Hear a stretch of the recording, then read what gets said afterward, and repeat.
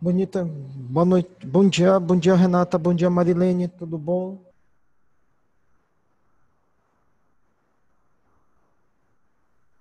Bom dia. Bom dia, professor.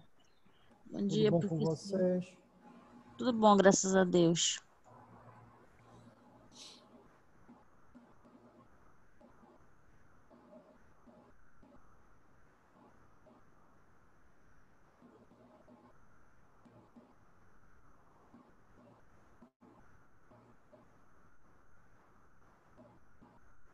Esperar que o pessoal chegar.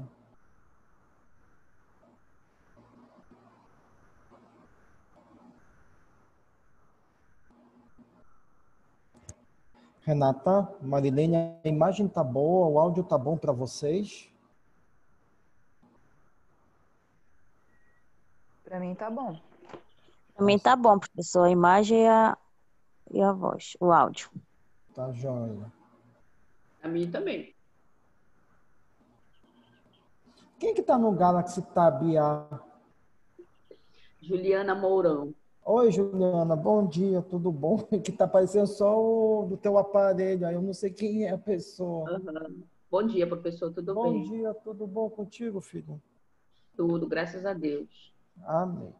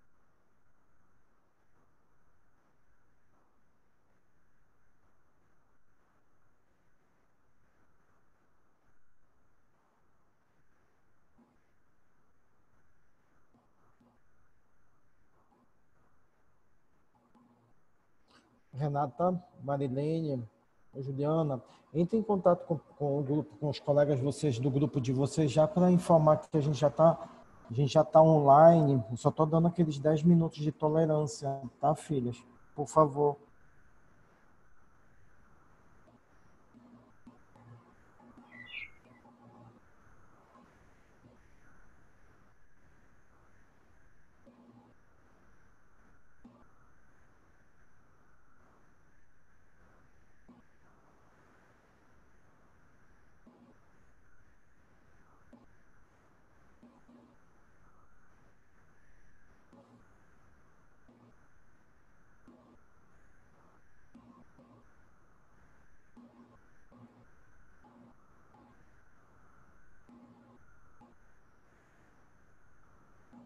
Bom dia, Rosana.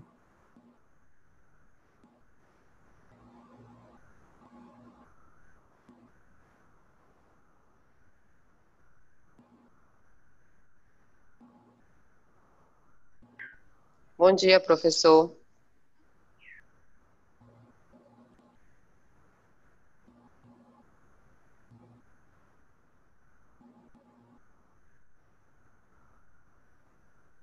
Que voz grossa, menina.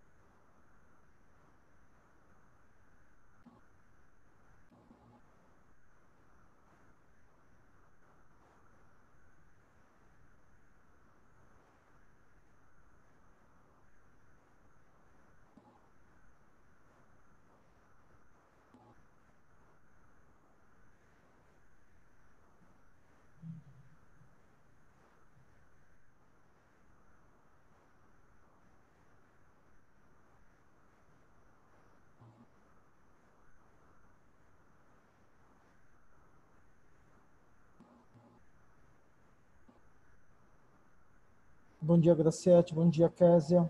Tudo bom com vocês? Bom dia. Bom dia, Tilene. Bom dia, Noêmia. Bom dia. Bom dia, professor.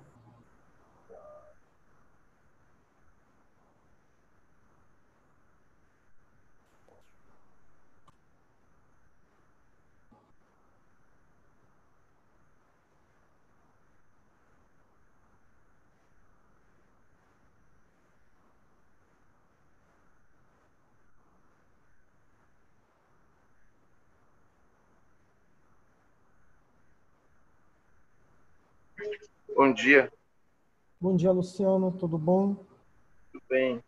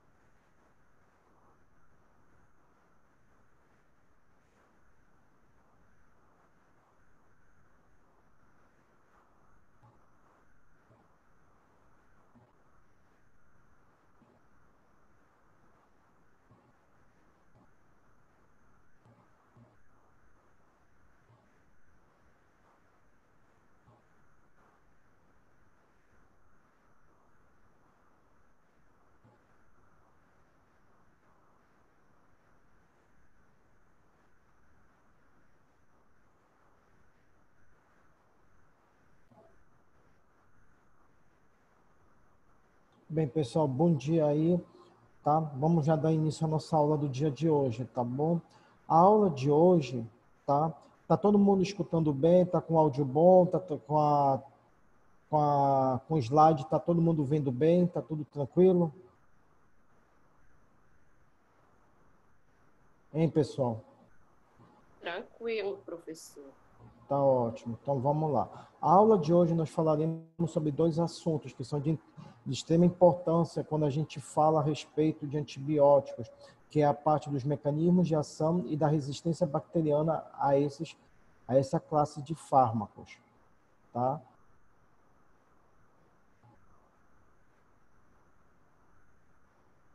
O que que nós temos que entender? Temos que entender que quando a gente fala de mecanismo de ação dos antibacterianos, tá? Esses antibacterianos, essa classe farmacológica, ela sempre produz uma toxicidade de tipo seletivo aqui.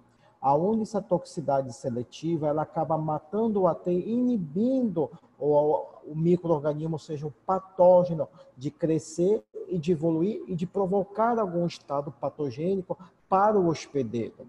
Além disso, os antibióticos e os quimioterápicos que estão associados a essa classe farmacológica, eles atuam diretamente sobre as bactérias. E de que forma eles vão atuar? Eles atuam, tá, interferindo, primeiramente, nas atividades dessa célula, ou seja, eles interferem no seu processo de crescimento, no seu processo de desenvolvimento, levando essa bactéria à sua morte, tá?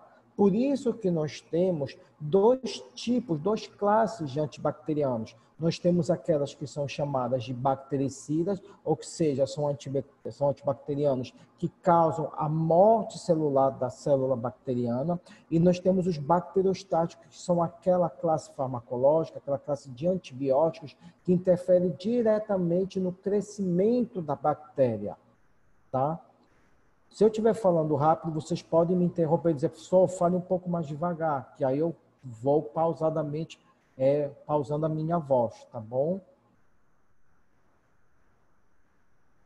Dessa forma, existem 4 tipos de mecanismos de ação para os antibióticos. Nós temos o primeiro deles, que é o quê? Que são os antibióticos que atuam diretamente na parede celular. nós temos os antibióticos que atuam a nível da membrana citoplasmática, temos aqueles que interferem na síntese de proteínas e, por último, nós temos aqueles antibióticos que atuam e interferem na síntese de DNA, ou seja, do material genético da bactéria. O primeiro deles são os antibacterianos que atuam na parede celular. O que nós temos que entender aqui? Nós temos que entender que, principalmente a classe farmacológica dos beta-lactâmicos, tá? São a classe farmacológica que atua sobre esse tipo de mecanismo, ou seja, atuam sobre a parede celular.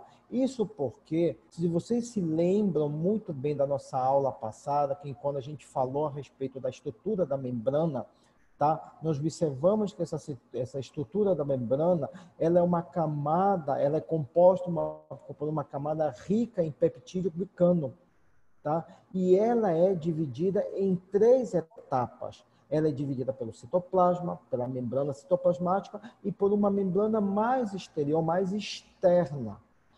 E é nessa terceira etapa, nessa terceira fase, tá, que é a membrana mais externa, aonde esses antibacterianos, que são os beta-lactâmicos, eles vão atuar. Tá? É sobre ela aqui. Tá bom?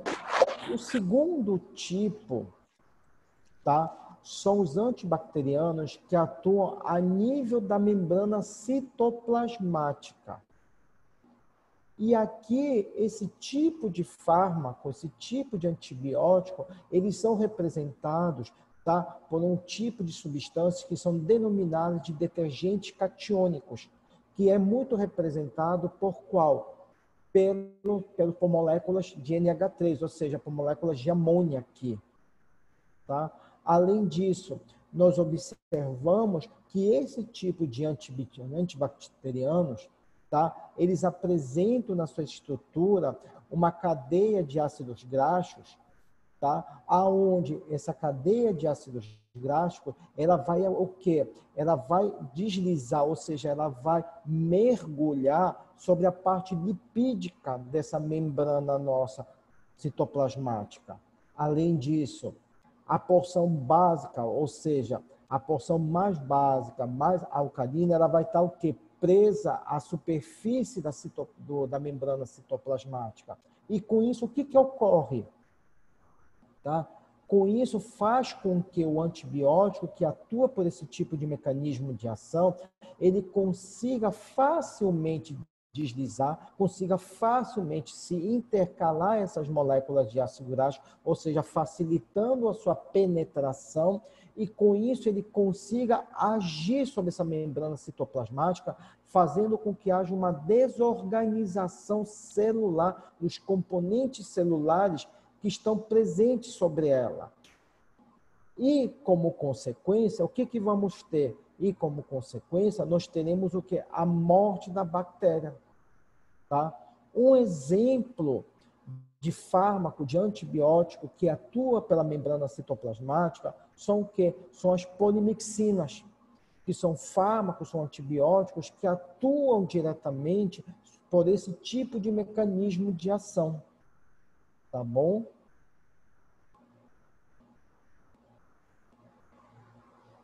O terceiro mecanismo, que é um mecanismo já um pouco mais complexo do que aqueles 2 primeiros, é o que ocorre a nível de membrana citoplasmática.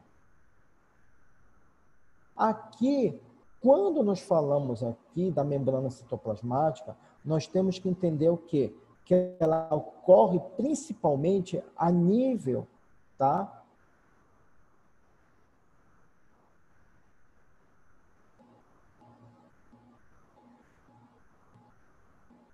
Raíssa, eu já te respondo isso daqui, filha. No final já respondo para você, tá bom? Então, voltando aqui. Esses fármacos que atuam sobre a membrana citoplasmática, eles atuam diretamente sobre o quê? Sobre os ribossomos. E quais são esses fármacos que atuam sobre os ribossomos? São o quê? São a classe dos aminoglicosídeos, das tetraciclinas, do clorafenicol, das eritromicinas, da clindamicina e da lincomicina. Esses fármacos, por atuarem por esse mecanismo, eles atuam diretamente na síntese proteica, tá, da bactéria, atuando diretamente sobre o ribossomo. E o que nós observamos? Que, principalmente a classe dos aminoglicosídeos e das tetraciclinas, essas duas classes de antibiótico, eles atuam respectivamente sobre as subunidades 30S e 50S. Tá? Se vocês se lembram de síntese proteica, tá? Vocês veem que na formação do material genético, tá? Tem que haver esse ligamento, essas duas subunidades, para que o material genético consiga ser totalmente formado.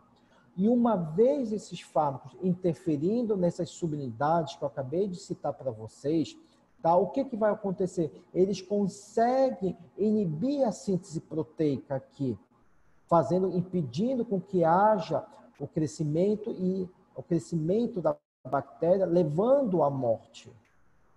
Por isso que a classe dos aminoglicosídeos, por ela interferir na subunidade 30S, ela consegue também fazer com que haja uma leitura errada do código genético, ou seja, ela impede com que o código genético da bactéria seja lido de forma direta e de forma correta e clara.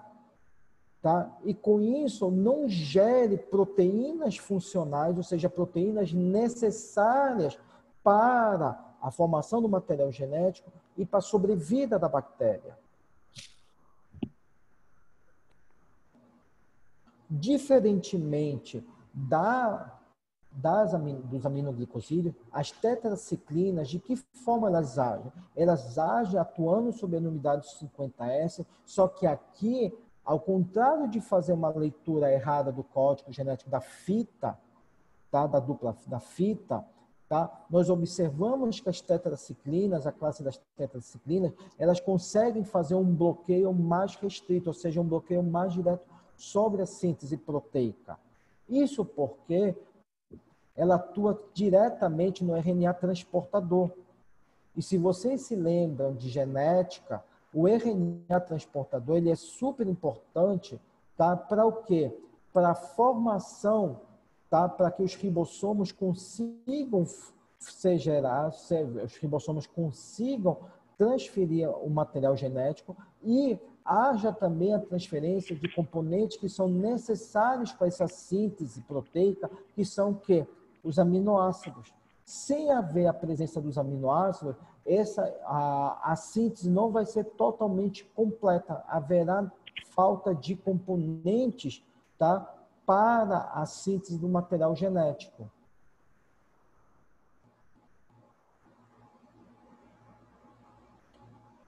E o quarto e último tipo de mecanismo de ação, tá, é o que acontece na síntese, na interferência da síntese do DNA.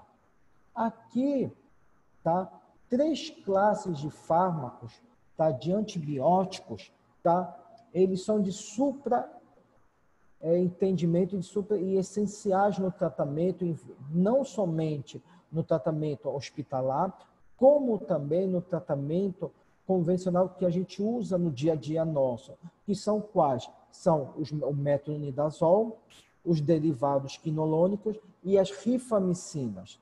Cada um desses 3 fármacos que eu acabei de citar para vocês tem as suas características e tem como eles agem sobre a síntese do material, tá? Principalmente do DNA. O primeiro deles é o metronidazol. O metronidazol é um tipo de antibiótico de ação bactericida, ou seja, ele atua diretamente sobre a síntese do DNA, ou seja, ele impede realmente a síntese do DNA de forma que essa molécula não se forme totalmente. O segundo tipo são os derivados quinolonicos. Aí vocês vão dizer, professor, mas qual seria esse tipo de derivado de quinolonicos? Aí a gente tem vários. Nós temos o ciprofloxacina, as fluoroquinolonas, que são um tipo de derivado quinolona, que são os mais recentes no mercado, e aí eu tenho a levofloxacina e seus derivados, tá? Que eles atuam, esses derivados quinolonicos, não somente na DNA girase de algumas bactérias, principalmente bactérias gram-negativas e bactérias que atuam sobre o sistema respiratório, tá? Eles atuam sobre a DNA girase de algumas bactérias, está impedindo a sua formação, como também atuam em bactérias que são gram-negativas e que estão presentes no trato respiratório, tá? No sistema respiratório. Por isso que vocês, durante a pandemia, tá, do Covid-19, vocês devem ter visto algumas receitas, seja de amigos, conhecidos ou até de parentes de vocês, em que o médico prescrevia o quê? Que o paciente poderia fazer uso não somente da levofloxacina, também, que é um derivado quinolonico, que é uma fluoroquinolona, como também da própria ciprofloxacina. Tá? Isso por conta do mecanismo de ação, impedindo que houvesse uma expansão do crescimento desse tipo de bactéria. Lembrando para vocês que no caso da Covid-19, o vírus ele causa lesões na parede pulmonar do pulmão que podem causar futuras infecções bacterianas. E de que forma a gente pode impedir isso? Através dos antibióticos. Não somente no caso dos derivados quinolonicos, que foi uma forma alternativa de tratamento, como também dos macrolídeos, que é o caso da azitromicina, tá? Que foi o primeiro fármaco antibiótico, foi o primeiro antibiótico, tá? Para o tratamento já, vamos considerar, de primeira linha, porque até agora a gente não tem um protocolo totalmente fechado para o tratamento. O que nós tivemos foram protocolos alternativos e sugestivos para o tratamento da Covid, principalmente para as suas consequências. E, além de atuar na DNA girase, esses derivados quinolones, eles atuam também pela topoisomerase 4, que é uma enzima que, juntamente com a DNA girase, faz o quê? Ela corta a fita de DNA da bactéria, fazendo com que haja sua replicação.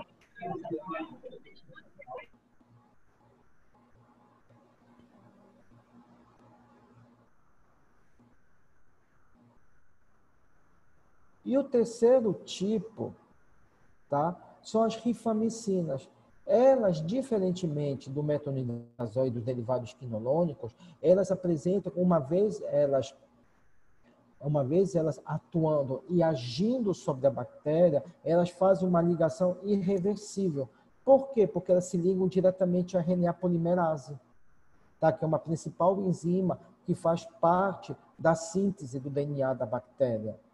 Além disso, por conta dessa ligação irreversível à RNA polimerase, ela consegue bloquear, ela consegue impedir a transcrição total do DNA. Tá? E apresentam uma ação mais bactericida, ou seja, uma potente ação bactericida em relação ao metronidazol e aos derivados quinolonicos aqui.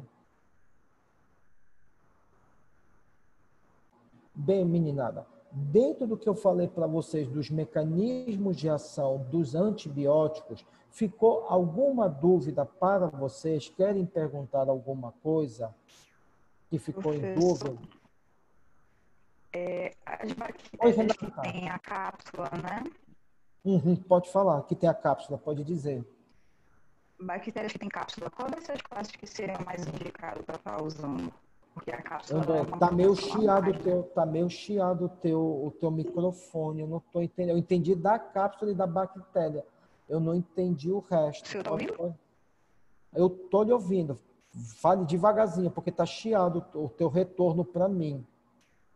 Diga lá, Renata. Tá bom. As bactérias que têm cápsula.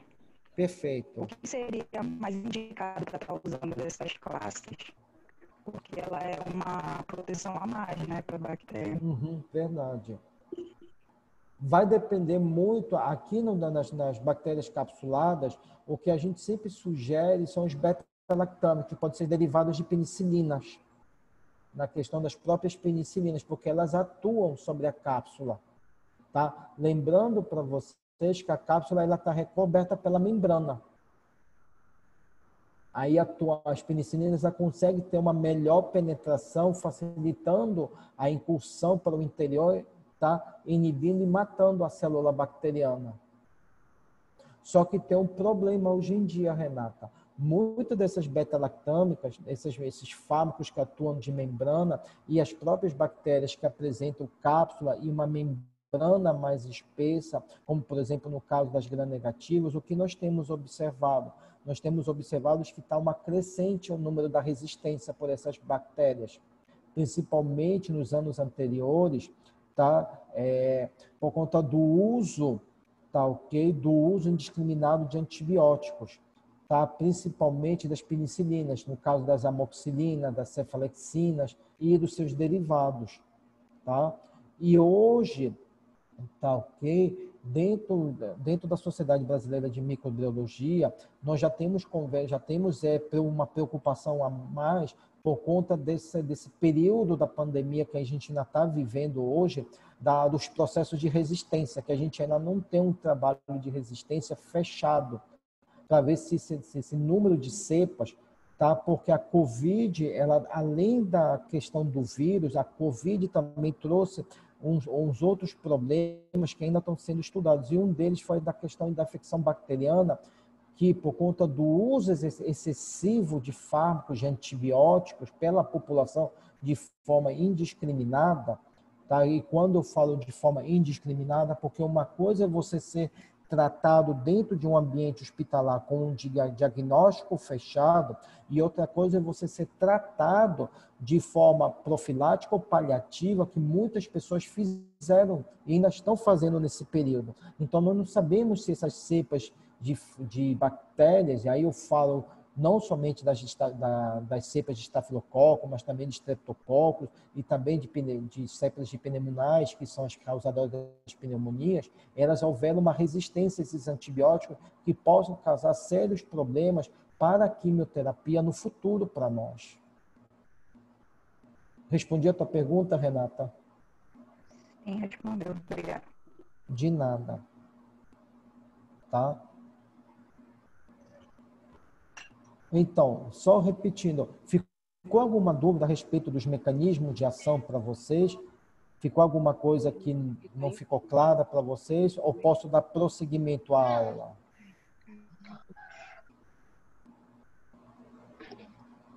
Hein, pessoal?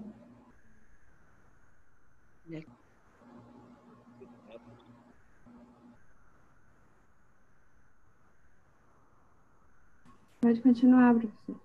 Perfeito, vamos lá. Agora nós entraremos na parte dos mecanismos de resistência.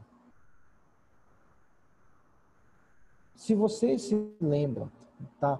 Para que ocorra a ação do fármaco, o que nós temos que ter do antibiótico? Nós temos que ter o fármaco que vai atuar diretamente sobre a célula bacteriana.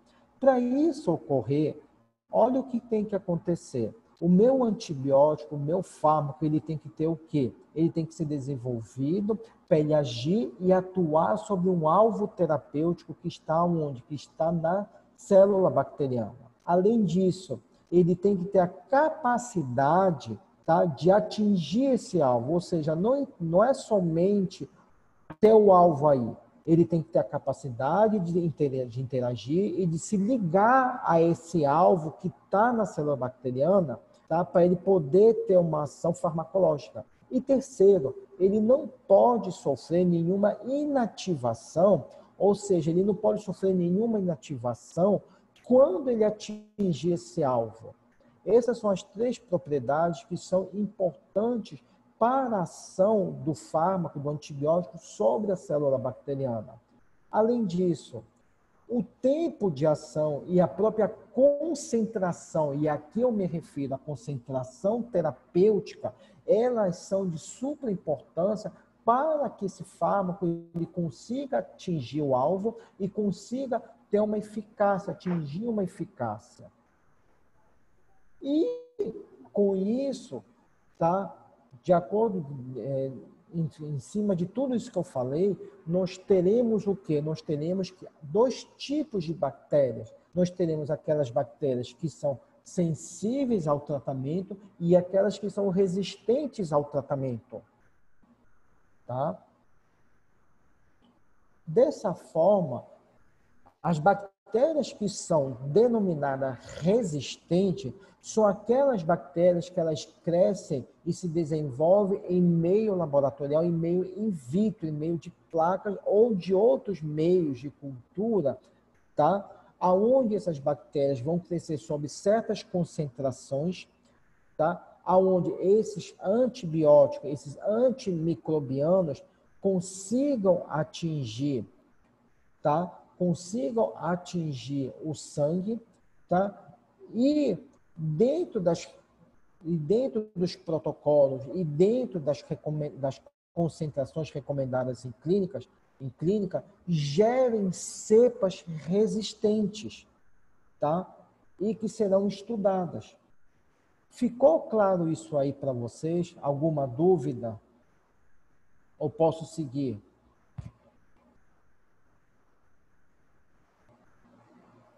Pode seguir, professor. Perfeito. Agora, prestando atenção, na resistência, nós temos a resistência, ela é classificada em dois tipos. Nós temos a resistência natural, que ela ocorre e ela é vista numa espécie total de bactérias, ou seja, quando a gente fala numa espécie bacteriana, por exemplo, a espécie dos estafilococos é um exemplo, e nós temos também a resistência que é do tipo adquirida. E, diferentemente da natural, essa resistência adquirida, ela pode ocorrer numa parte da espécie, como ocorre em alguns tipos de pseudomonas aerugininosas, que elas são resistentes, tá? A determinados tipos, a determinadas classes de antibióticos. Tá bom? Segundo, tá? Quando a gente fala de uma célula bacteriana, a gente tem que entender que essa célula bacteriana, para ela se tornar resistente, antes ela era o quê? Ela é sensível. E para ela se tornar, para ela vir a ser uma célula resistente, olha o que acontece com ela. Acontecem alterações genéticas, e essas alterações genéticas, ela ocorrem através de mecanismos bioquímicos, e também ocorre através de mutações cromossômicas, ou seja, na sua estrutura cromossômica. E aqui, essas estruturas, essas mutações cromossômicas, elas passam através da produção de plasmídios, tá, de resistência e também de estruturas chamadas de transpossons, que são responsáveis por essas mutações, tá? E dentro dessas mutações cromossômicas, elas podem ser divididas em dois tipos de mutações. Primeiro, no que nós chamamos de mutações simples, ou seja, são mutações que ocorrem para um tipo só de antibacteriano, tá? Para um tipo só de antibiótico. Ou seja, não vai haver aqui mutações de 2 ou até mais antibióticos de forma simultânea. Não, ela só ocorre, ela vai ser só seletiva para uma determinada classe de antibiótico. Tá? É como ocorre no caso das penicilinas. A gente vê muito esse tipo de mutações simples em certos tipos de cepas de streptococos. E agora? E nós temos o segundo tipo de mutações, que são denominadas de fator R de plasmídio. Tá? E esse segundo tipo de mutação, que é o fator R, ela é dividida, ela é classificada em dois tipos, da forma simples e da forma múltipla. Tá? E essa forma múltipla é que ocorre em maior expressão, ou seja, ela ocorre em maior percentual do que a forma simples. Por quê? Porque essa forma múltipla, ela é resistente, ela consegue gerar uma resistência para 2 ou mais antibacterianos, para 2 ou mais antibióticos.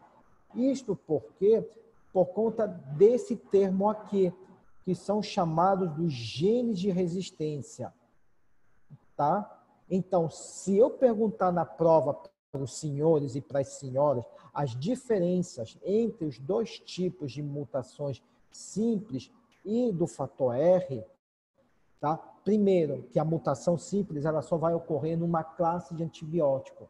No fator R do plasmídio, ela é o quê? Ela pode ser de dois tipos, a simples e a múltipla. Sendo que a múltipla é a que ocorre com maior expressão e maior percentual dos casos, tá? Por quê? Porque ela gera cepas resistentes para 2 ou mais, tá? Antibióticos, por conta da presença e da produção de genes de resistência. Essa é uma primeira pergunta que eu posso fazer para vocês na prova. A outra pergunta, é o que eu posso dizer, é qual é o fator ou qual é a propriedade delimitante, ou seja, importante, que diferencia um fator R de plasmídio para uma mutação simples. Isso aqui, pessoal, presença de genes de resistência. Ficou claro isso daí para vocês? Hein, pessoal? Para mim, não, professor. Poderia repetir, por favor? Tá bom. Marinalva, seguinte. Vou até voltar desde o início. A resistência ela é dividida em dois tipos de resistência. A natural, que ocorre numa espécie de bactérias, e a adquirida, que ocorre numa parte da espécie. Ou seja, certos tipos de bactérias, tá? Como no caso do Staphylococcus aureus, elas podem ter somente cepas resistentes, que são adquiridas, tá? De forma, tá? De uma única forma, que é a forma adquirida, tá bom? Agora, para uma célula bacteriana ela ser resistente, antes ela tem que ser o quê? Sensível. Concorda comigo? Hein, pessoal? Tem que ser sensível. Perfeito. Sim. E de que forma ela vai se tornar resistente? Ela vai se tornar resistente através de duas formas. Primeiro, através de alterações genéticas, que são expressas de forma e através de mecanismos bioquímicos, tá bom? E através das mutações cromossômicas que vão ocorrer, tá, na sua estrutura, tá, genética dela. Dentro das mutações cromossômicas, nós observamos que a presença de plasmídios de resistência e transposições, são estruturas que vão ser responsáveis por gerar essas mutações cromossômicas. Até aí, tudo claro. Beleza? Sim. Dentro das mutações cromossômicas, nós observamos dois tipos de mutações. A primeira delas é a mutação simples, que ela ocorre, como eu falei para vocês, no único tipo, ela atinge somente um único tipo de antibacteriano. Ou seja, aqui ela só atinge uma única classe de antibiótico, não sofrendo ou não alterando de forma simultânea 2 ou 3 ou 4, quantas forem outras classes de antibióticos. Tá bom? Essa é a mutação do tipo simples. Agora, nós também temos um segundo tipo de mutação cromossômica, que é denominada de fator R. O R é porque vem de resistência, tá? Que é gerada pelos plasmídios. E ela é dividida, esse fator R, em dois subtipos, no tipo simples e no tipo múltiplo. Tá bom? Esse tipo múltiplo, como eu falei para vocês anteriormente, ela que ocorre em maior expressão em diversas espécies de bactérias. Tá? E qual é o conceito para ele? O conceito é que esse tipo de mutação desse fator R, tá? Ela atinge 2 ou mais classes de antibióticos. Tá bom? Isso porque ela apresenta uma maior quantidade de genes, ou seja, ela produz uma maior quantidade de genes de resistência, tá? Que conferem essa multiplicidade e conferem essa resistência a diversas classes de antibióticos. Aí vocês podem me dizer quais seriam os tipos de bactéria. Pseudomonas, Klebsiella, tá? Que são bactérias altamente patogênicas e também altamente resistentes a uma gama de fármacos de antibióticos. Ficou claro aí para ti agora, Marinalva? Ok, professor. Tá? E dentro desses genes de resistência, esses genes de resistência são que conferem, tá, resistência a diferentes classes de antibióticos por conta da presença do quê? Dos plasmídios, que são responsáveis pela troca, tá, do material genético de uma bactéria para outra. E quando ocorre, tá? E quando ocorre a associação dessa resistência de mutação, ou seja, quando ocorre a associação dessa resistência de mutação com a presença desse plasmídio R, numa classe de bactérias, tá? Numa espécie de bactérias, tá? É o que a gente acaba observando em maior número de casos, tá? De infecções hospitalares. Ou seja, essas infecções hospitalares, tá? Elas decorrem principalmente pela resistência aos antibióticos, certos tipos de bactérias, à classe dos antibióticos, que é conferida pela associação, tá, dessas resistências de mutação pelo plasmídio e com o plasmídio R, tá? Que seria essa estrutura de resistência associada a essas mutações de resistência. Faz com que essa bactéria, tá, se torne resistente a várias classes de antibióticos. Vocês já devem ter lido ou devem ter visto na televisão uma expressão que é muito utilizada, que são chamadas de quê? De superbactérias. Essas superbactérias, que é um termo que é do inglês, que vem do inglês, tá?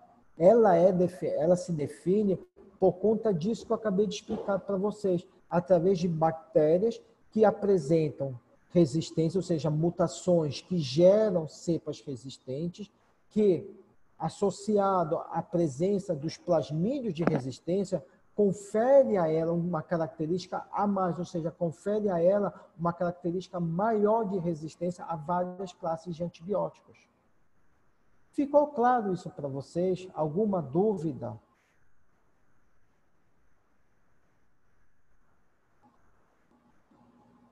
Hein, pessoal? Tranquilo, professor. Adria, Rosana, Juliana, Graciete, Henrique, alguma dúvida? Ficou claro essa parte para vocês? Ingrid, Igor, Carla, Kézia, Lilian, Liliane. Perfeito. Sim, professor. Tá, joia. Tudo certo, professor. Beleza. Vamos dar continuidade.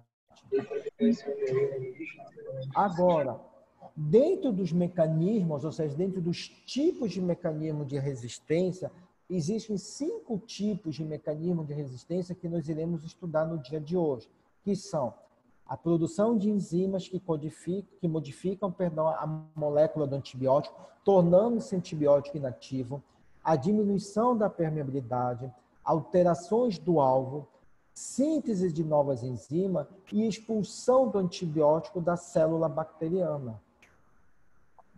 Tá? Aqui mostrando para vocês.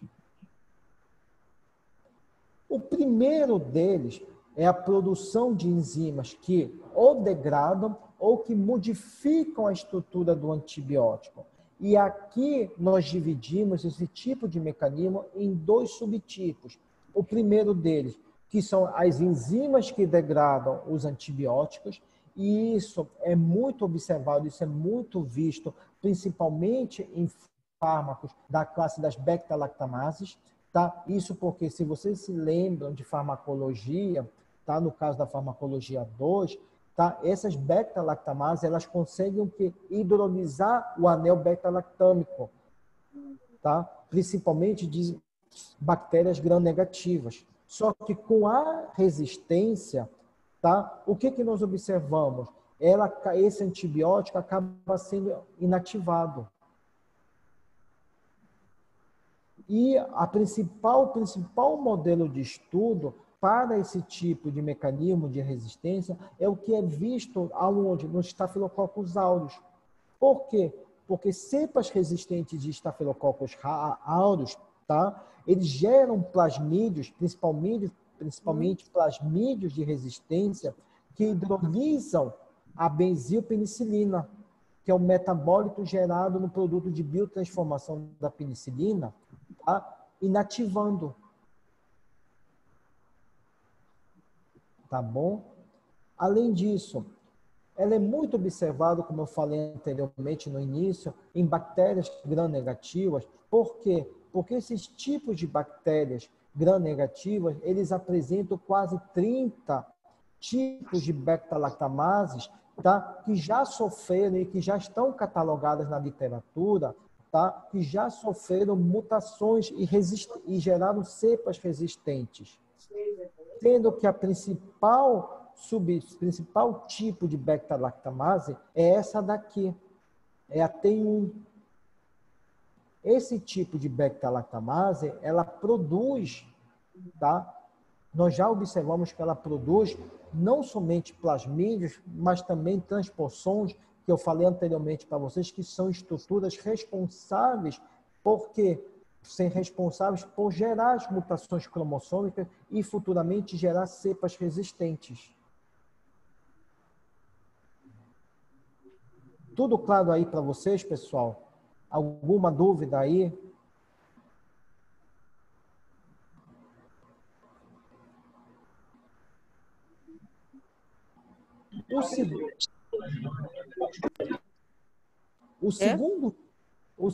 Oi, Carla, diga. Professor, tudo bem, tudo certo. Tá? O segundo subtipo são as enzimas que alteram os antibióticos. Aqui, os principais mecanismos envolvidos nesse subtipo, ou seja, nessa alterância, nessa inativação, tá, na atividade dos antibióticos, são três. Uma, através de alterações de permeabilidade, através de modificações ribossômicas, e terceiro, através de produção de enzimas que vão inativar. Dentro dos mecanismos químicos, os dois primeiros, que é a alteração da permeabilidade e da modificação ribossômica, esses dois tipos de mecanismo, eles ocorrem e vão ocorrer através de mutações, tá? Através de mutações cromossômicas, tá ok? Ou seja, através de mutações simples. Diferentemente da produção de enzimas inativantes, esse tipo de mecanismo, ela ocorre através da produção de plasmídios que vai conferir essa característica de ação, de mecanismo de ação. Além disso, dentro das enzimas que alteram os antibióticos, as mutações, elas sempre vão ocorrer, tá, em sítios de ação, ou seja, elas sempre vão ocorrer sobre sítios de ação alvo, que são quais? Os ribossomos. E não se esqueçam que os ribossomos, eles são responsáveis também pelo transporte do material genético, ou seja, ela vai impedir, ela vai o quê? Atuar sobre esse transporte do material genético para onde? Para o interior da célula. E outro, quando nós falamos de plasmídios, olha que legal aqui. Os plasmídios, aqui, essa estrutura celular vista nas bactérias, os plasmídios, eles conseguem produzir enzimas que vão atuar e que vão modificar a atividade e a estrutura de certas classes de antibióticos, como, por exemplo, a classe dos aminoglicosídeos. E aqui, esses plasmídios, eles podem estar presentes tanto em cepas gram-negativas quanto em cepas gram-positivas.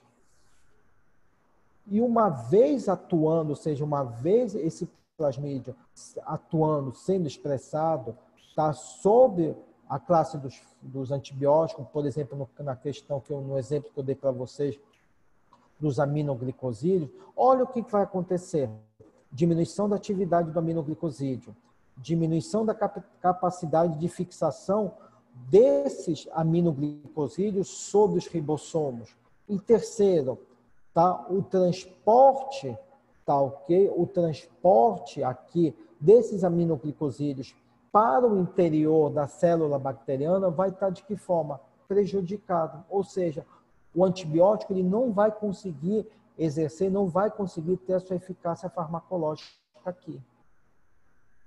Desse primeiro mecanismo que eu falei para vocês e dos dois subtipos que estão ligados a ele, ficou alguma dúvida? Tanto a parte das enzimas que alteram os antibióticos, quanto as enzimas que degradam os antibióticos, ficou alguma dúvida para vocês?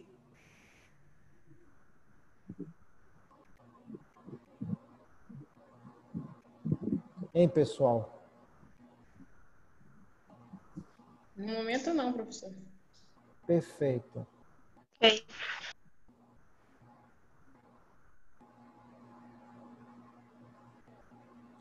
O segundo mecanismo de resistência é o que nós chamamos de redução da permeabilidade da membrana externa.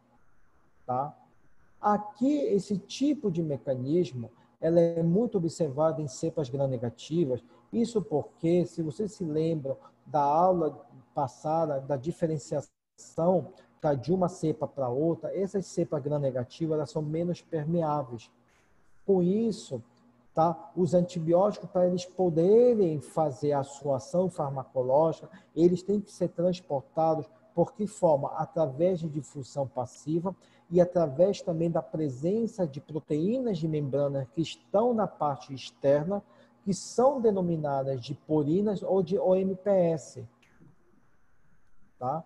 E esses fármacos, eles são o quê? Fármacos hidrofílicos, ou seja, que facilitam ainda mais a sua incursão para o interior da célula bacteriana.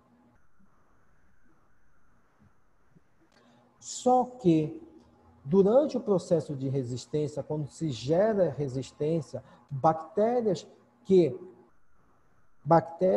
nos quais os antibióticos exerçam seu mecanismo de ação farmacológico sobre esse tipo da permeabilidade, olha o que acontece. Ocorre uma alteração na estrutura da purina. E uma vez a estrutura da purina sendo alterada, ela se perde totalmente, tá? Tornando essa purina mais seletiva ainda.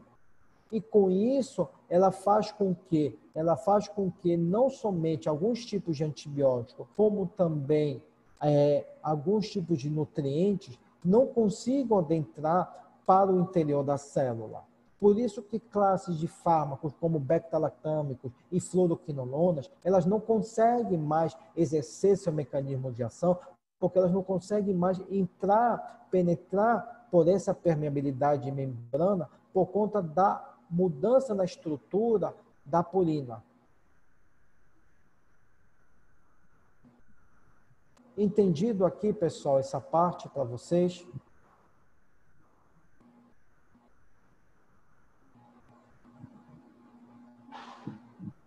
Sim.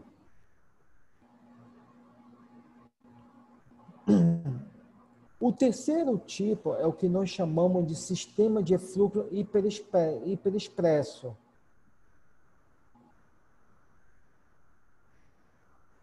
Nesse sistema de fluxo hiperexpresso, tá ok, pessoal? O que nós observamos? Que a maioria das bactérias, elas apresentam, quase todas elas apresentam um sistema de excreção de substâncias tóxicas, que estão diretamente ligadas ao metabolismo bacteriano. Só que, durante as mutações que essa bactéria sofre por ação dos fármacos ou de outras substâncias, o que que nós observamos? Nós observamos que há produção de genes e esses genes fazem com que haja um aumento na expressão, tá? Um aumento na expressão, tá ok?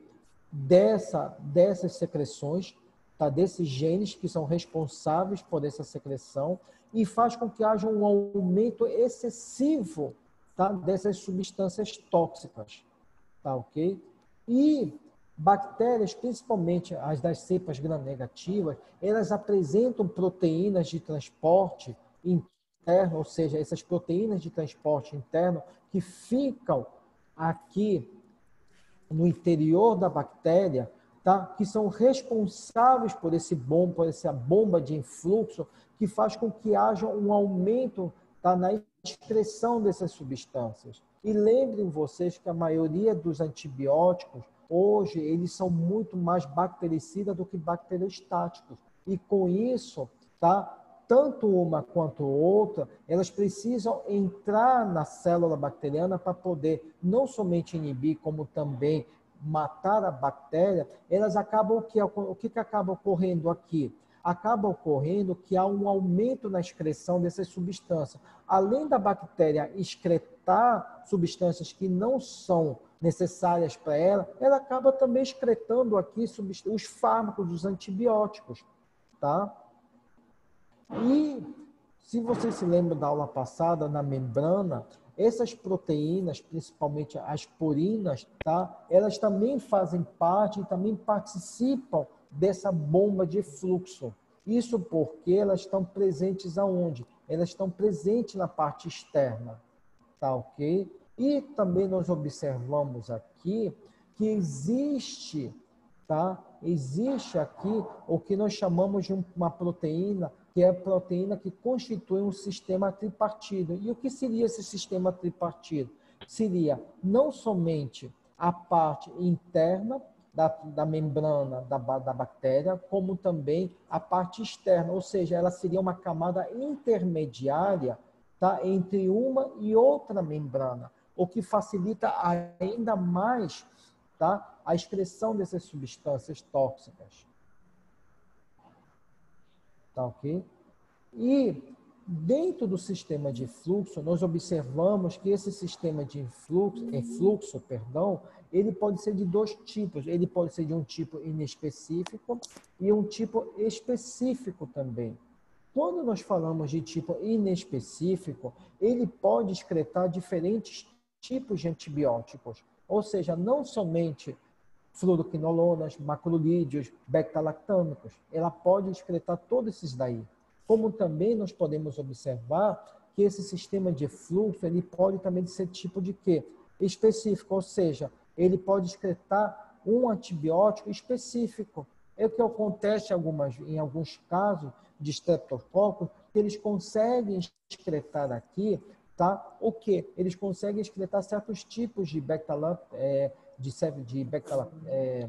classes beta-lactâmicos, tá? Como no caso da cefalexina, ou também da própria eritromicina, como também cepas de pneumoniais, ou seja, bactérias.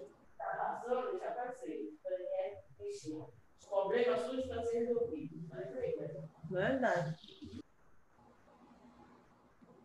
Tá? Certos tipos de cepas de pneumoniais que também fazem esse tipo de mecanismo de fluxo de forma específica.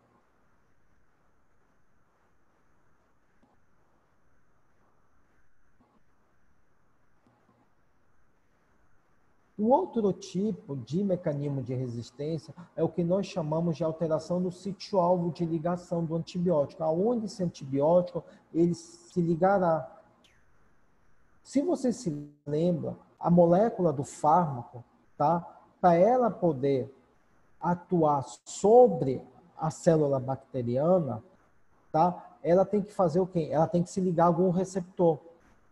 Isso é clássico. Isso, se vocês se lembram da parte de farmacologia 1, tá? Principalmente na parte de farmacodinâmica, vocês vão se lembrar que o quê? Vocês vão se lembrar que é a ligação fármaco-receptor, para ele poder fazer o quê? Para ele poder fazer seu mecanismo de ação. Tá ok? Só que esse fármaco, esse antibiótico, para ele poder ser receptor, essa estrutura aqui, esse sítio-alvo daqui, tá? Ele tem que ter afinidade. Contudo, tá? Esse fármaco, não necessariamente ele pode se ligar a uma estrutura-alvo, ele também pode se ligar a uma ou mais estrutura-alvos que estejam presentes. Só que essas estruturas-alvos, por causa da resistência, por causa de alterações que venham a surgir durante o processo da resistência, que eu já citei para você, podem haver o quê? Alterações nessas estruturas-alvo, fazendo com que haja uma inibição ou até uma perda dessa estrutura-alvo, que faça com que esse antibiótico ele entre na célula bacteriana, tá? E não encontre o seu local para se ligar. Ou seja, ele vai ficar perdido. E ele não vai ter como reconhecer mais. Ele vai ficar aí vagando, sem ser ligado a nenhuma estrutura da bactéria. Tá? E isso é feito através de quê? Isso é feito através de genes que estão presentes na estrutura do material nuclear, no material genético da bactéria, que confere mutações, tá, na célula bacteriana, que faz com que haja esse impedimento do antibiótico para se ligar a essa estrutura-alvo. Tá? Não havendo nenhuma interferência. Ou seja, a bactéria vai seguir no hospedeiro. E a principal classe que a gente vê e a gente observa aqui, que é a classe das quinolonas, tá? São as que mais sofrem por conta disso. Bactérias, principalmente, no caso das pseudomonas, isso é característico da gente ver. Tá? Elas sofrem, elas têm um mecanismo de produção de resistência, ela acaba sendo gerado por isso daqui, por uma alteração no sítio-alvo.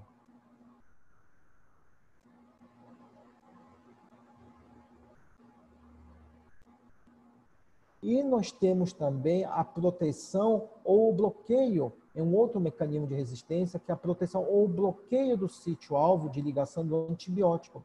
E aqui, essa proteção ou esse bloqueio que é conferido às bactérias resistentes, elas podem ocorrer de duas formas. Elas podem ocorrer por uma forma através de enzimas, tá? Aí essas enzimas, elas que conferem a proteção, ou seja, elas protegem as estruturas celulares, tá? As estruturas celulares da bactéria, através da presença de certas enzimas, como no caso dessa enzima daqui da QNR, tá? Essa enzima, ela confere diminuir a sensibilidade da bactéria a certos tipos de antibióticos, tá? E essas enzimas QNR, elas são produzidas através de genes, que esses genes eles conseguem se ligar a DNA topoisomerase 2, conferindo essa proteção maior a certos tipos de antibióticos, como no caso das quinolonas. Agora, nós também temos aqui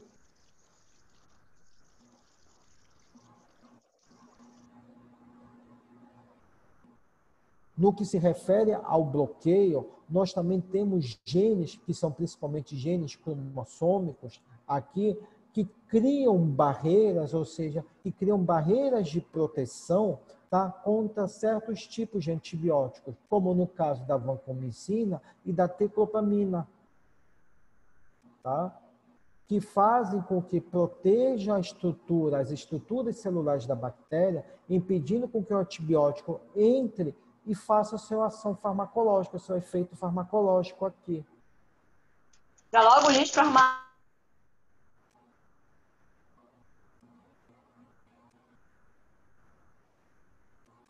Bem, pessoal, dentro do que eu falei para vocês dos mecanismos de resistência e dos mecanismos de resistência, perdão, ficou alguma dúvida para vocês? Querem perguntar alguma coisa?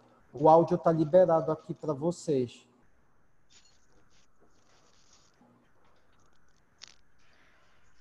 Hein, pessoal?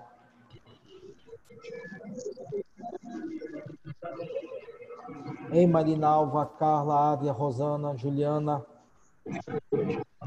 Não, professor, Ingrid, é o Henrique, senhor explicou bem. Graciete, Tem que Liliane, revisar, né? É muito detalhe.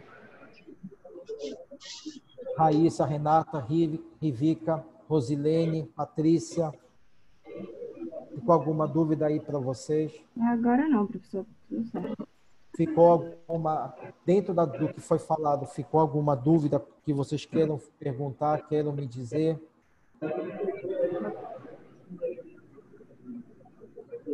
Tá, vamos lá. 3 coisinhas agora que a gente vai ter que conversar. Primeira situação.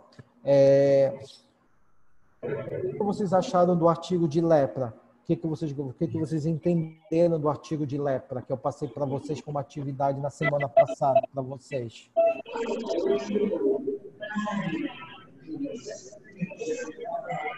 Hein?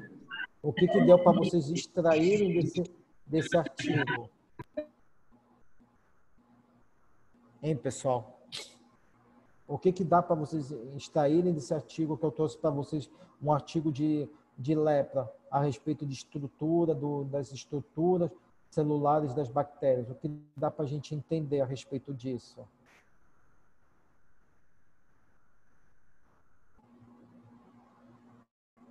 Ah, vocês não entenderam nada. Bom, professor, eu gostei porque ele é bem detalhado, né?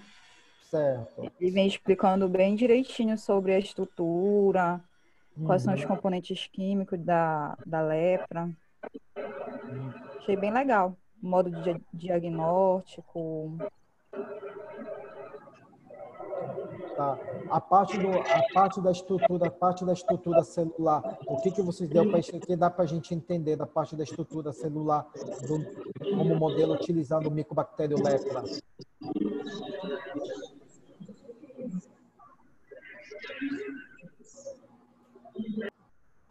Hein, pessoal?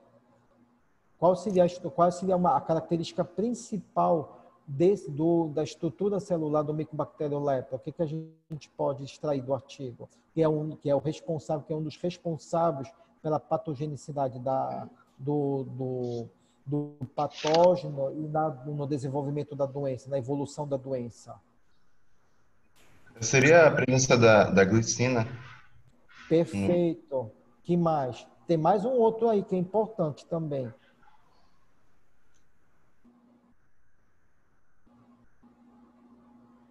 Hein, pessoal? Seria a reprodução, professor? A reprodução seria uma consequência, mas tem um componente importante. O Henrique já falou a questão da glicina. Esse nome é muito difícil. O LAN, né? Que a gente coloca LAN. Pode ler, não tem problema, pode ler. Hipoarabinomanana. Exatamente. Tá, ok? E aonde a gente observa essa substância presente, esse componente presente? E qual é a natureza desse componente? Ele é um componente proteico, um componente lipídico, é uma enzima, é o na quê? parede celular. Uhum. E ele é proteico, né? Perfeito. Tá? Aí, que mais a gente pode extrair? Tá? Professor, eu achei uma parte assim, não sei se confusa, mas que ele cita que ela é difícil de coloração. Ela não tem um tipo de coloração específica para ser analisada? A gente só consegue visualizar não por microscopia óptica, a gente acaba observando ela mais por microscopia eletrônica, principalmente pelo método de varredura. A gente consegue observar ela por causa das suas próprias características químicas. Ela não consegue fixar os corantes. Qual seria o tipo de coloração para ele dentro dos métodos diagnósticos que vocês observaram por Mycobacterium lepra? Ele pelo Zilnius, pelo Gram, ou é por um outro tipo panótipo? Zilnius, né? Não sei, eu estou te perguntando, eu quero saber. Bom, o que eu li no artigo foi o Zilnius, mas só que ele fala... Não se esqueça que quase a maioria das espécies que são do gênero Mycobacterium, eles são colorados pelo Zilnius, pela coloração de Zilnius, tá bom? A mesma coisa acontece pelo Mycobacterium tuberculose, que é o causador da tuberculose, tá? E a gente Nesse tá... artigo eles comparam muito a lepra com a tuberculose, né? Que muda só Exato. algumas coisas. Que mudam algumas coisas, tá? Até a questão da fisiopatogenia é um pouco diferente de uma para outra, até a questão da imunopatogenicidade dos mecanismos imunológicos de agressão e de defesa também são um pouco diferentes de um para o outro também, tá? Mas, enfim, que mais outras coisas vocês podem trazer desse artigo, falando de estrutura celular? Fontes de energia, como é que o micobactério lepra ele se desenvolve e consome energia? De que maneira? Através de que estruturas que facilitam para ele a entrada de nutrientes? Ele fala com relação à característica, professor. Tem a Exatamente, presença Manuel. de componentes lipídicos, né? Perfeito. E aí, o que ele diz a respeito dos lipídios? Ele fala que ela é responsável pela zona elétrica, né? Exatamente. Tá através da polarização da membrana que facilita a entrada e a saída. Que mais?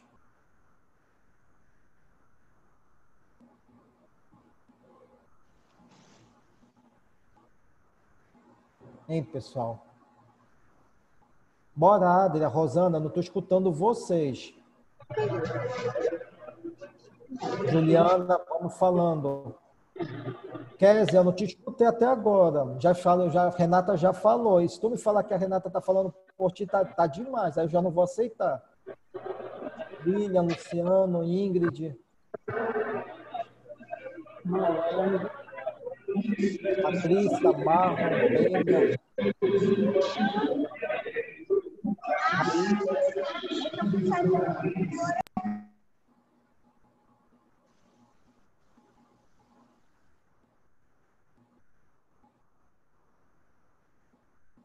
Ah, não acredito, vai ter vergonha essa idade, Raíssa. Ah, não, Raíssa, fala, pode falar. Bora, meninada, eu quero saber mais outras coisas do artigo, porque tem muita coisa, esse artigo é bem rico de informação. Deixa eu perguntar, fração lipídica, tudo bem, a fração lipídica ela é responsável pelo transporte, mas que outras coisas mais essa fração lipídica ela também pode ser responsável? Vamos, Carla, tu já estás aqui, já liberou teu áudio, então tu está querendo falar.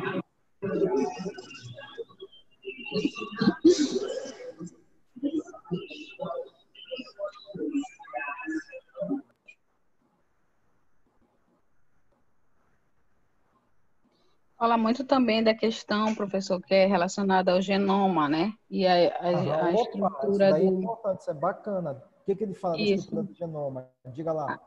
Que está contida na própria lepra, né? Que são feitas pesquisas, né?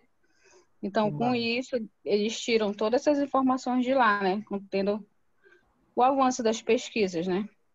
Eu sei. Perfeito. Do próprio bacilo, né? Olha, tá aí, agora eu escutei um termo que vocês ainda não me falaram, que é a questão da forma dele, que é uma forma bacilar. E que tipo de forma ela é bacilar? Ela é de forma simples, ela é dividida, segmentada, como é que ela é?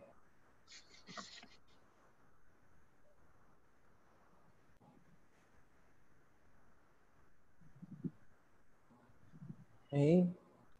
Podem ler o artigo, podem olhar o artigo, não tem problema.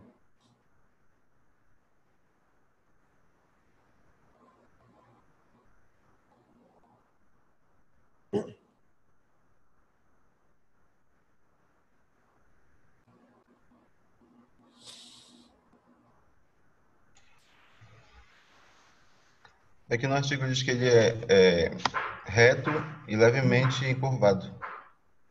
Perfeito. Tá bom? Sendo que ocorre o processo de divisão celular, né, professor? E que ele diz a respeito do processo de divisão celular? Que mais?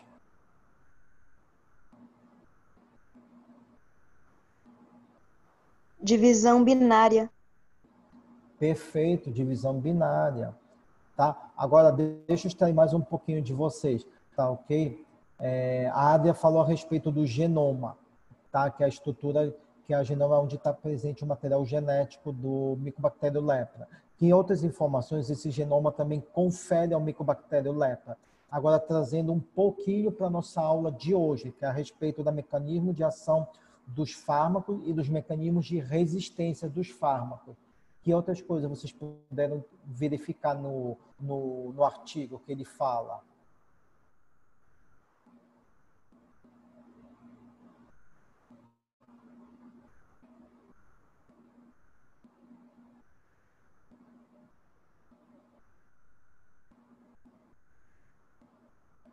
Ele fala em relação à clonagem também, né, professor? Que é as características de finalidade. Para ter as quantidades de clonagem antígenos. Perfeito. Isso que eu ia falar. Não se esqueça que a questão da clonagem aí, ela está mais relacionada à questão da formação da produção dos antígenos, tá? Das moléculas antigênicas, que é um mecanismo de quê? De escape ou de invasão do micobactério, como ele cita aí no artigo. Invasão, né, professor? Perfeito, isso mesmo. Tá? Perfeito, perfeito. E em relação aos fármacos, o que vocês encontraram? O que foi que deu para vocês lerem?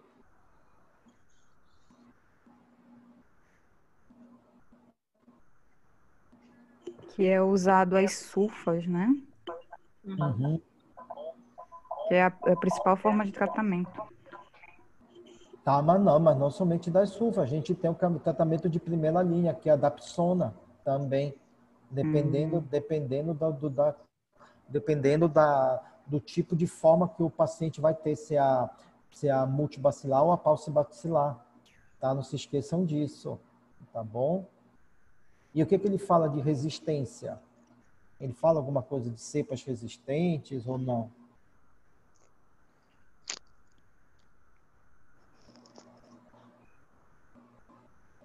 E fala também que o bacilo é lento, né, professor? Sendo... Exato. Não tão lento, porque, olha, leva de 11 a 13 dias, aproximadamente,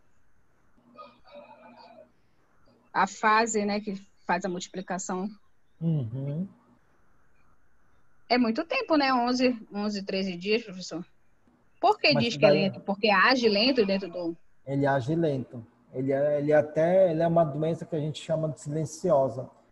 Ela é uma doença silenciosa, como a tuberculose também é uma doença silenciosa.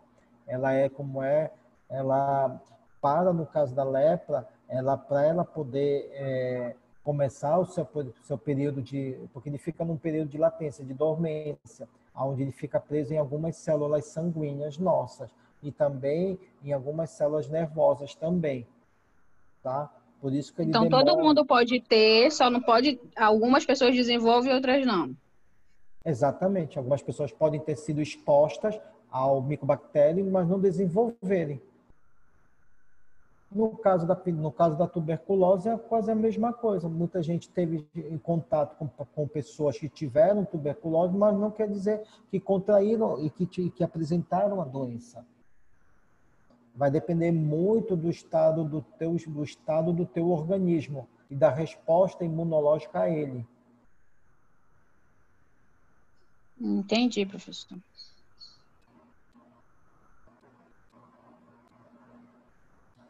Tá? Bem, meninada, deixa eu falar mais 2 avisos aqui para vocês. Primeiro aviso, tá? Esse relatório desse artigo até sexta-feira. Tá bom? Não vou esperar mais, até sexta-feira. Tá bom, Patrícia? Tá? Até sexta-feira, meninada. Essa é a primeira questão. Segunda questão, a Raíssa já me passou ontem à tarde, foi ontem à tarde, não foi, Raíssa? Tu me passou pelo Zap, já me passou o nome dos grupos. Então, até amanhã, eu já devo estar enviando para vocês, tá? Todo o cronograma dos seminários de vocês, tá? Lembrando para vocês, tá ok? Tá ok, Patrícia. Lembrando para vocês que eu vou estar enviando para vocês o cronograma com os grupos de vocês, com o nome dos artigos e a data de apresentação de vocês já, tá? Eu já também amanhã já vou estar disponibilizando para vocês, além do cronograma, já os artigos para cada grupo de vocês. Vai estar disponível tanto no grupo do Zap, quanto na plataforma, quanto no e-mail também, tá? Eu vou juntar de todo mundo, da turma A e da turma B também, vou juntar isso para vocês, tá bom? Vou juntar tudo isso, já enviar amanhã mesmo, de manhã eu já devo estar enviando tudo isso aí para vocês, tá ok? Tá? Ok, professor. E também vou estar enviando para vocês amanhã o artigo que é para o artigo referente da aula de hoje, que foi a referente à aula de mecanismo de ação e de resistência bacteriana aos antibióticos. Eu já vou estar enviando amanhã mesmo para vocês tudo, tá bom? E professor, para enviar esse relatório, para onde? Para o seu e-mail? Para o meu e-mail, por favor. E tá onde seu e-mail? Tá lá no grupo da sala? Tá no grupo da sala, eu passei sim. Eu coloquei para vocês na aula passada. Na aula passada eu já tinha postado o meu e-mail, mas se não eu posto de novo, não tem problema algum. Eu coloco de novo para vocês. Rubens, respondendo a tua, mas respondendo também a tua pergunta, sim, ele não resiste a alta temperatura, tá? Ele é termossensível também. Oi, não entendi.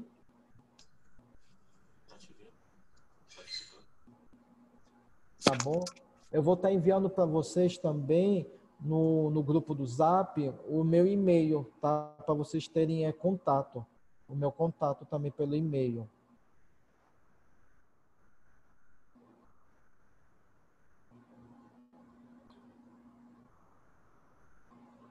Tá? Já enviei para o grupo de vocês, tá bom? Raíssa, também te enviei, tá? Tá bom. Bem, tá bom, pessoal? Tá? Qualquer dúvida, qualquer coisa, eu estou por aqui.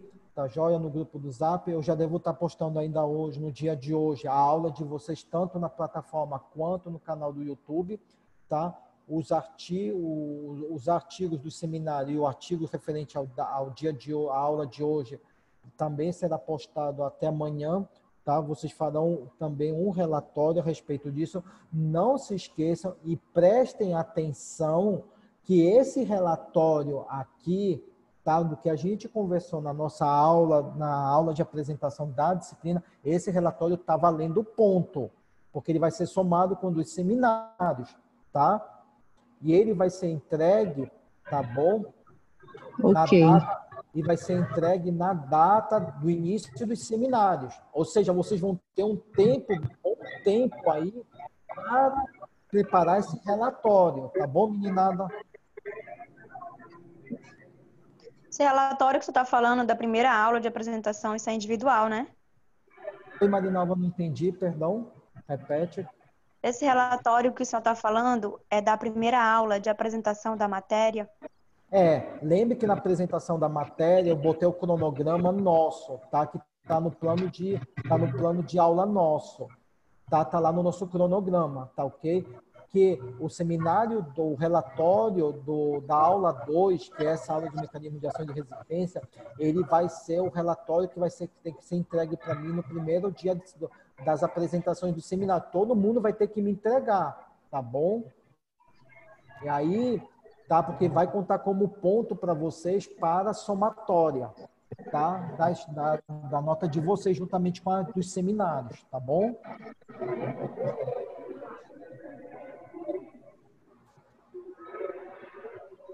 Ficou claro isso aí para vocês? Alguma dúvida? Eu tenho 2 relatórios, professor. Tem esse relatório do artigo da lepra e tem mais um da primeira aula, é isso? Não, filhota, presta atenção.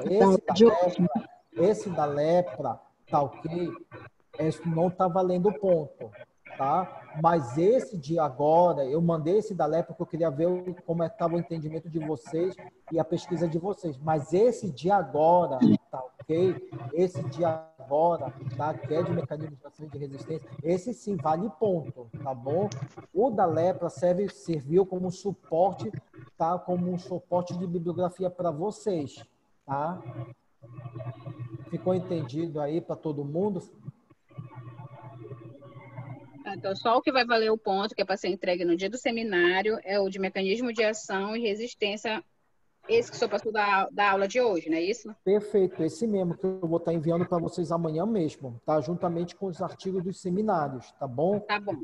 Eu só não enviei ontem por causa que eu estava só esperando a Raíssa enviar a relação dos alunos. Ela me enviou ontem à tarde, aí eu já tô montando aí para vocês e amanhã mesmo já estou enviando para vocês tudo isso, tá?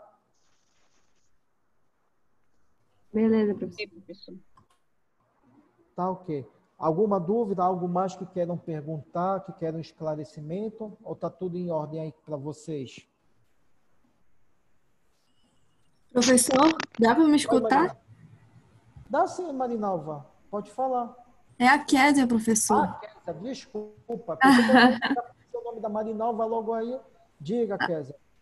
Pois é, então quer dizer que esse seu relatório vai ser baseado nas suas aulas, né, que o senhor está passando. Não vai ser no artigo de lepra, não é isso? Não. Esse do artigo que está valendo ponto, não é isso? Isso. O que está valendo ponto, ele vai ser baseado na aula de hoje, na aula de mecanismo de ação e de resistência. Tá bom, Kézia? Tá. Vai ser um artigo que o senhor vai enviar? Vai ser um artigo que eu enviarei para vocês. E outra coisa, ele é individual, tá bom? Até porque os seminários é em forma de grupo, como a gente já tinha acordado lá no início, lembrem disso. Sim. Tá. Tá ok, professor. Entendi. Tá bom, Zilma? Tá respondido. Rubens também, a respeito do relatório que ele é individual, tá?